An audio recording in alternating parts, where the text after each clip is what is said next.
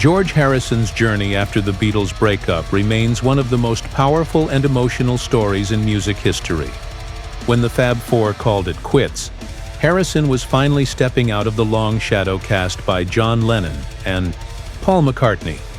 For years, his songwriting had been sidelined, but by the late 60s, his talent was undeniable. Songs like Something, Here Comes the Sun, and Old Brown Shoe showed the world that George wasn't just the quiet Beatle. He was a master songwriter and an innovative guitarist with a voice all his own. Then came his 1970 masterpiece, All Things Must Pass. The triple album was bold, ambitious, and filled with heart. Fueled by hits like My Sweet Lord and What Is Life, the record didn't just succeed, it dominated. It became the most celebrated and commercially successful solo release from any of the Beatles that year. Fans and critics alike saw it as sweet vindication. George Harrison had finally proven that his genius was every bit as great as Lennon and McCartney's. But what happened next shocked many fans. During a 1974 press conference, when asked about the possibility of a Beatles reunion, Harrison gave a brutally honest answer that still resonates today.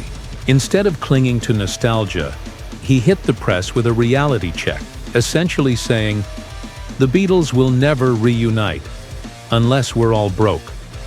He even admitted he would rather play with new musicians than fall back into the same old tensions. That single remark went viral across the media at the time, adding a whole new layer to the Beatles' breakup narrative. The truth is, George's frustration had been building for years. As Peter Jackson's The Beatles' Get Back documentary later revealed, Harrison often felt overshadowed by McCartney's dominating presence. One heated exchange during rehearsals for Two of Us captured it all. Harrison, exasperated, told Paul he would play "whatever you want me to play," or not at all. Shortly after that moment, George actually walked out, temporarily quitting the band. For many fans, this scene was proof that the cracks were too deep to ever heal. Yet despite the friction, Harrison's feelings weren't bitter toward everyone.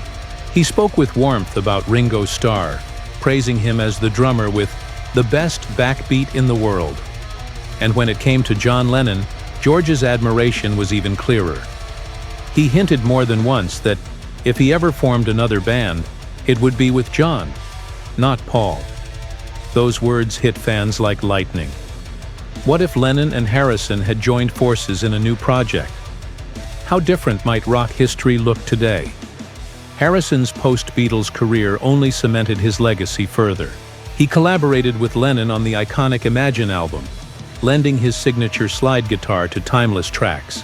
He went on to explore his spirituality, fuse Indian and Western sounds, and eventually co-found the legendary Traveling Wilburys, alongside Bob Dylan, Tom Petty, Roy Orbison, and Jeff Lynne. Far from fading after the Beatles, George became a symbol of artistic freedom and quiet strength until his passing in 2001. And the story doesn't end there. Today, his influence still echoes. Recently, his close friend and jazz guitarist Robin Nolan honored him with a moving tribute album recorded at George's own Friar Park mansion, using some of Harrison's most treasured guitars. It's proof that even decades later, the spirit of George Harrison continues to inspire musicians and fans around the world.